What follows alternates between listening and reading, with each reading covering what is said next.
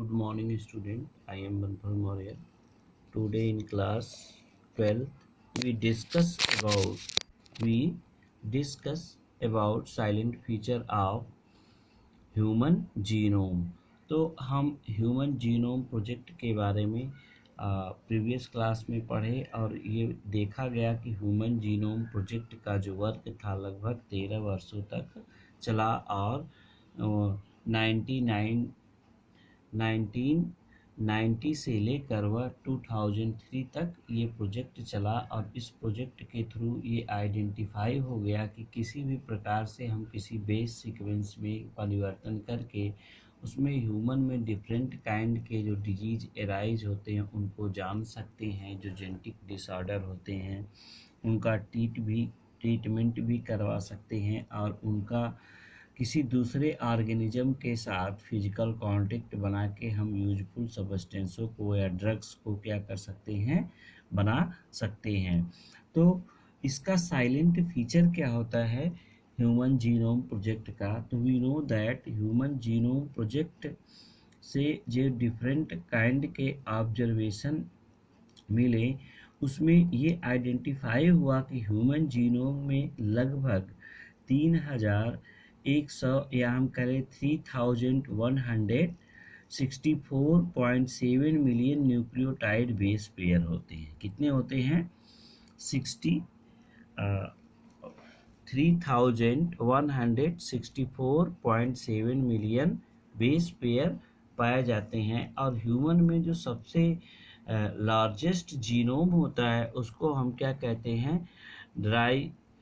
या हम इसको कहते हैं डिस्ट्रोफिन जो होता है ये सबसे लार्जेस्ट ह्यूमन का जीनोम होता है और ये इनमें 2.4 मिलियन कितने होते हैं? 2.4 मिलियन बेस पेयर होते हैं, ठीक है ना। तो टोटल जीन की एस्टिमेटेड संख्या जो हो जाती है वो कितनी हो जाती है? लगभग 30,000 या 30,000 के आसपास पहुंच जाती है। जो पहले से अनुमानित संख्या, जो पहले अनुमान लगाया गया था कि ह्यूमन का जीनोम जो होगा वो 80,000 होगा या 80,000 से 1,40,000 से काफ़ी कम है, ठीक है ना। तो इसमें लगभग 99.9% क्या होते हैं? न्यूक्लियोटाइड बेस पेयर सभी एक दूसरे से एग्जैक्टली सेम होते हैं। एक दूसरे से क्या होते हैं? एग्जैक्टली सेम होते हैं।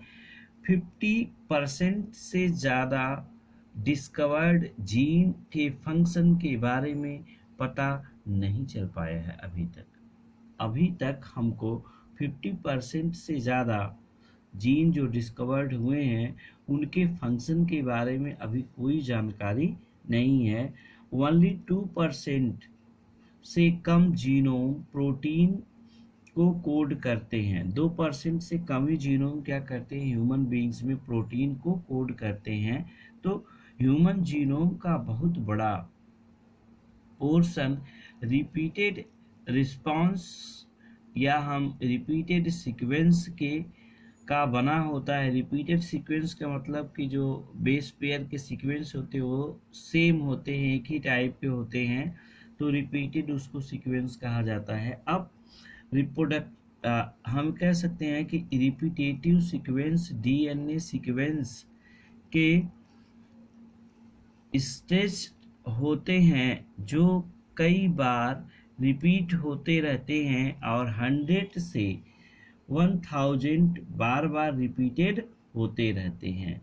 तो यहाँ पे हम कह सकते हैं कि इसके बारे में अभी कोई थिंकिंग नहीं हुई है, कोई विचार नहीं हुआ है। कोडिंग में किसी भी जीन का डायरेक्शन फंक्शन किस प्रकार से होता है और किसी भी स्ट्रक्चर का जो डायनेमिक होती है, जो गति होती है, या उसका इवोल्यूशन के बारे में जानकारी प्राप्त किस प्रकार से हम कर सकते हैं, ये जीन के थ्रू थोड़ा बहुत हमको जानकारी अभी तक हुई है। लेकिन 50% से अधिक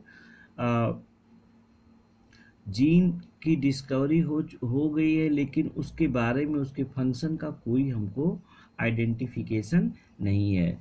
तो ये आपका जो करंट टॉपिक है ह्यूमन जीनोम के साइलेंट फीचर के रूप में। अब देखो, वैज्ञानिकों ने ह्यूमन जीनोम में लगभग 1.4 मिलियन स्थान पर single base pair DNA differences के आधार पे न्यूक्लियोटाइड पॉलीमॉर्फिज्म, जैसे न्यूक्लियोटाइड का पॉलीमॉर्फिज्म कराया जाए।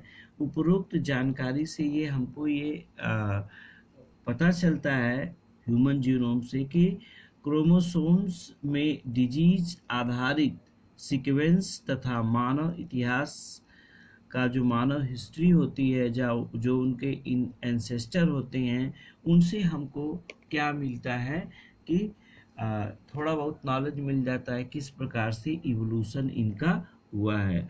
तो ये क्या हो गए, ह्यूमन जीनोम के साइलेंट फीचर के रूप में जाना जाता है। ठीक है, तो अब यहाँ पे हम देखेंगे एप्लीकेशन एंड फ्यूचर चैलेंजर। ठीक है ना, एप्लीकेशन एंड फ्यूचर चैलेंजर। तो एप्लीकेशन एंड फ्यूचर चैलेंजर में हमको क्या देखने को मिलता है, यहाँ देखिए ध्यान से कि इसका एप्लीकेशन क्या होता है। Application of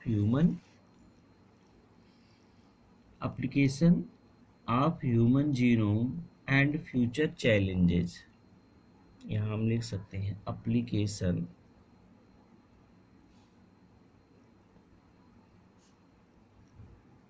of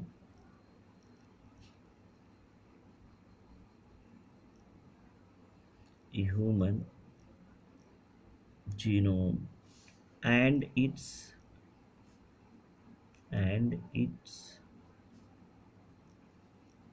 future challenges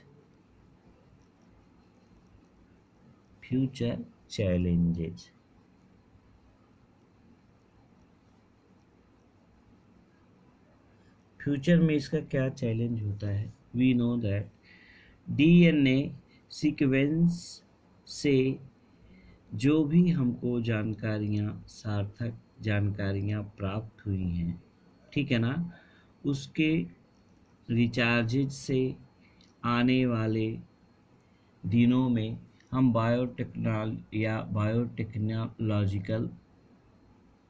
biological system को समझने में काफ़ी सफलता होगी। ह्यूमन जीनोम प्रोजेक्ट के बारे में अगर हमको जानकारी है तो जो फ्यूचर में आने वाले जो बायोलॉजिकल सिस्टम है, ठीक है ना, और डीएनए का सीक्वेंस है, उससे हमको समझने में आसानी होगी।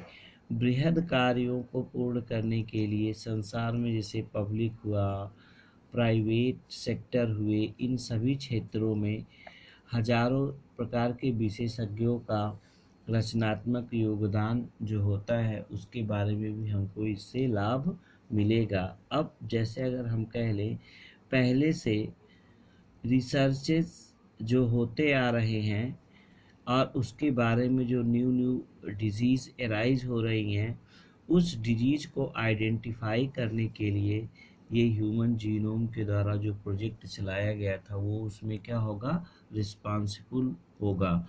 तो हमें कह सकते हैं जीनोम सीक्वेंस तथा कई न्यू टेक्नोलॉजी के आधार पर उठने वाले प्रश्नों पर, या जो उठने वाले क्वेश्चन एराइज होने वाले हैं फ्यूचर में, उनको हमको एक्सप्रेस करने या एक्सप्लेन करने में या उसको व्यवस्थित तरीके से समझने में सहायता मिलेगी। तो हमें कह सकते हैं कि एग्जाम्पल के रूप में अगर पर्टिकुलर टिश्यू या आर्गन या में अगर ट्यूमर में मिलते हैं, पर्टिकुलर टिश्यू या आर्गन या ट्यूमर में मिलने वाले जो ट्रांसक्रिप्ट जीन होते हैं, हजारों की संख्या में मिलने वाले होते हैं, और प्रोटीन आपस में जोड़कर एक दूसरे से क्या होते हैं, संबंधित होते हैं। तो इसके आधार पे हम डिफरेंट काइंड्स की डिजीज़ों को क्या कर सकते हैं, आइडेंटिफाई कर सकते हैं। तो इस प्रकार से ह्यूमन जीनोम का ये क्या हुआ है, साइलेंट फीचर। और नेक्स्ट टॉपिक जो है आपका डीएनए फिंगर प्रिंटिंग। अब डीएनए फिंगर प्रिंटिंग क्या होता है इसके बारे में हम ये न्यू टॉपिक है और ये टॉपिक काफ़ी लंबी है, इसलिए इसके बारे में हम नेक्स्ट डे स्टडी करेंगे।